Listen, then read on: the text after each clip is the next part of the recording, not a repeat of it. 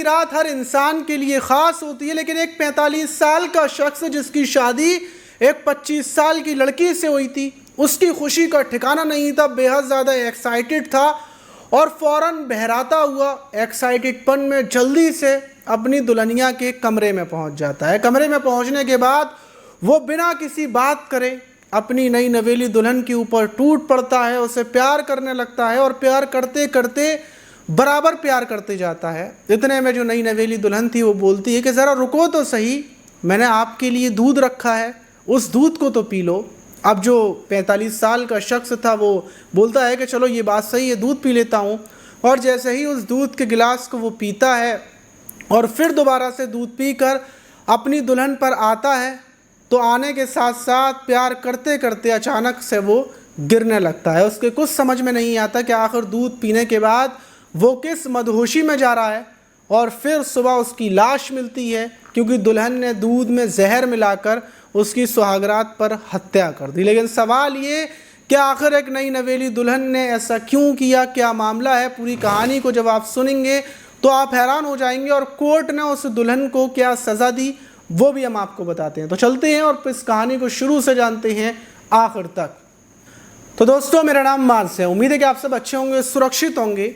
और 16 मई 2025 को जो उत्तर प्रदेश का आगरा है जहां पर ताजमहल बना हुआ है, वही आगरा कोर्ट के अंदर एक केस पर सुनवाई चल रही थी और एक महिला थी वो कटघरे में खड़ी हुई थी और दूसरे कटघरे में लगभग 6-7 लोग खड़े हुए थे। वो दलीलें दे रहे थे और दलीलें सुनने के बाद जो जज की टीम बैठी हुई थी, विराट कुमार श्रीवास्तव जो पूरी टीम के साथ बैठे हुए थे, वो उन 6-7 गवाहों की दलीलें सुनते हैं। क्या जो ये लड़की है, ये जो सामने महिला खड़ी हुई है, इसने कैसे अपने पति को मौत के घाट उतारा, ये सारी दलीलें सुनने के बाद वो फैसला सुनाते हैं कि जो ये लड़की है जिसका नाम रुबीना है, इसको पूरी ज़िंदगी जेल में रहने की सज़ा दी जाती है। ये मरते दम तक जेल में रहेगी और इसके ऊपर 75,000 रुपये का जुर्माना भी लगाया जाता है क्योंकि इन 75,000 रुपये को ये जेल में काम कर वहाँ पर कमाएगी सारी ज़िंदगी और फिर जेल को दे देगी और मरते दम तक वहीं पर रहेगी। ये फैसला सुनने के बाद जो रुबीना थी वो दहाड़े मार मार कर रो रही थी। वो बोल रही थी, जज साहब मैंने ऐसा नहीं किया, मेरा ऐसा इरादा नहीं था, मैं ऐसा नहीं करना चाहती थी।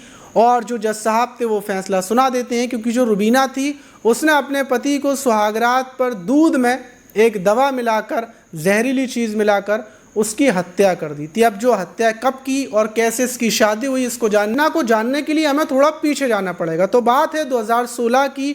2016 में जो आगरा का जगदीशपुरा थाना है, वहीं पर एक कॉलोनी है, आवास विकास कॉलोनी। वहीं के रहने वाले निर्मल सिंह था जो अपने बेटे जिसका नाम भारत था उसके साथ रहते थे। भारत की उम्र 14 साल थी और जो निर्मल सिंह थे इनकी उम्र लगभग 45 साल थी। और कुछ साल पहले इनकी पत्नी की मौत हो चुकी थी। पत्नी की मौत के बाद ये अपने बेटे और परिवार के साथ में रहते थे। ज़िंदगी ऐसे ही चल रही थी।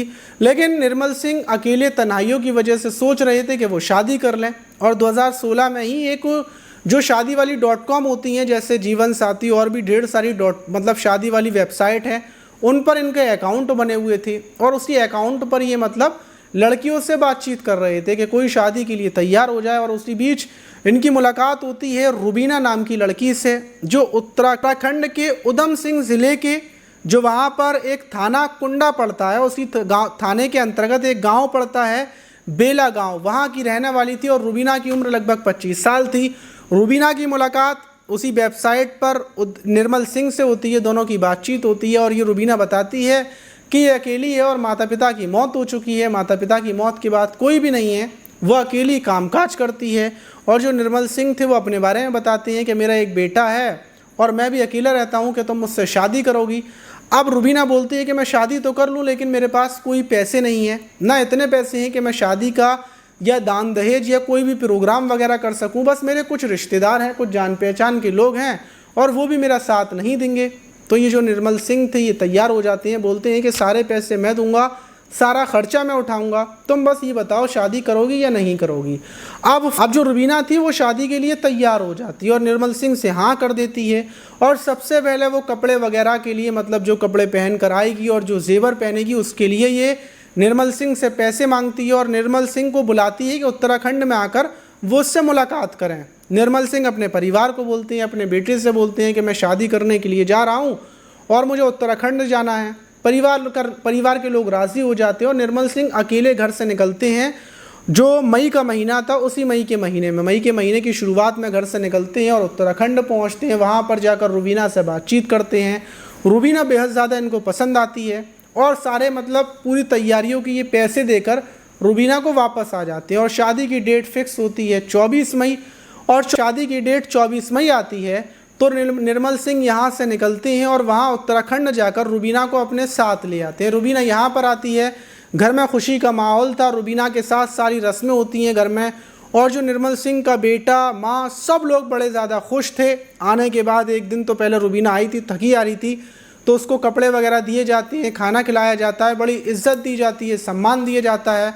वही 25 मई लगती है और 25 मई की रात जब निर्मल सिंह रुबीना के कमरे में पहुंचते हैं और दोनों को कमरे के अंदर छोड़ दिया जाता है और सुबह हो जाती है। सुबह होने के बाद जो बेटा भरत था वो अपने पिता को उठाने के लिए कमरे में जाता है, क्योंकि 9-10 बज चुके थे और पिता अभी तक बाहर नहीं आए थे। नाश्ता करवाने के लिए जब वो गेट पर जाता है, गेट को बजाता है तो अंदर से पिता की आवाज़ नहीं आती। वो परेशान हो जाता है और जब गेट को खोलता है तो वो देखता है कि अंदर बेड पर उसके पिता निर्मल सिंह पड़े हुए हैं। ये देखते ही वो चीखता हुआ नीचे आता है। परिवार के लोग ऊपर जाते हैं, निर्मल सिंह को उठाया जाता है, हॉस्पिटल लेकर भागते हैं और डॉक्टर से देखते हैं कि निर्मल सिंह की मौत हो चुकी है। फ़ौरन जगदीशपुरा थाने में परिवार के लोग पहुंचते हैं, पूरा मामला बताते हैं। पुलिस आनन फानन में रवाना होती है और उत्तराखंड पहुंचने के बाद रुबीना को गिरफ्तार कर लिया जाता है। जब रुबीना को गिरफ्तार किया जाता है, उससे सख्ती से पूछताछ की जाती है तो पता चलता है कि रुबीना एक लुटेरी दुल्हन है। उसके फ़ोन से पता चलता है कि उसने 3-4 शादियां और कर रखी हैं और वो पहले से ही शादीशुदा थी और वो ऐसे ही बूढ़े बाड़े मतलब जो शादीशुदा हैं या फिर मतलब जिनकी शादियां नहीं हो रही हैं, उन लोगों को वो वेबसाइटों पर जाकर फंसाती थी और शादी के बाद पहली या दूसरी रात को लूट कर फरार हो जाती थी। पुलिस ने रुबीना को पकड़ लिया। रुबीना ने अपना गुनाह कबूल कर लिया, उसको जेल में डाल दिया गया और तब से रुबीना जेल में बराबर बंद थी। और अब 2025 में आकर मई के महीने में ही कोर्ट ने ये फैसला सुनाया, रुबीना को आजीवन कारावास की सज़ा। वहीं बेटा और परिवार के 6 लोग गवाह बने थे, उनके बयान लिए गए और पुलिस ने रुबीना को हमेशा के लिए जेल में डाल दिया। इस घटना के बाद लोगों को खुशी, मतलब ये वीडियो मैंने आपको इसलिए भी बताई कि लोग ये देखते हैं कि जब कोई पकड़ा गया तो कोर्ट ने उसको क्या सज़ा सुनाई, क्या नहीं सुनाई, ये नहीं पता चल पाता। और इस घटना से आपको पता चला कि दूल्हा को मारने वाली जो लड़की थी उसको क्या सज़ा मिली, लेकिन सज़ा सिर्फ आजीवन कारावास काफ़ी थी या और भी सज़ा मिलनी चाहिए थी। कमेंट बॉक्स में ज़रूर बताइएगा। मिलते हैं किसी और वीडियो में। आप अपना ख्याल रखें, आपके साथ ऐसा ना हो जाए।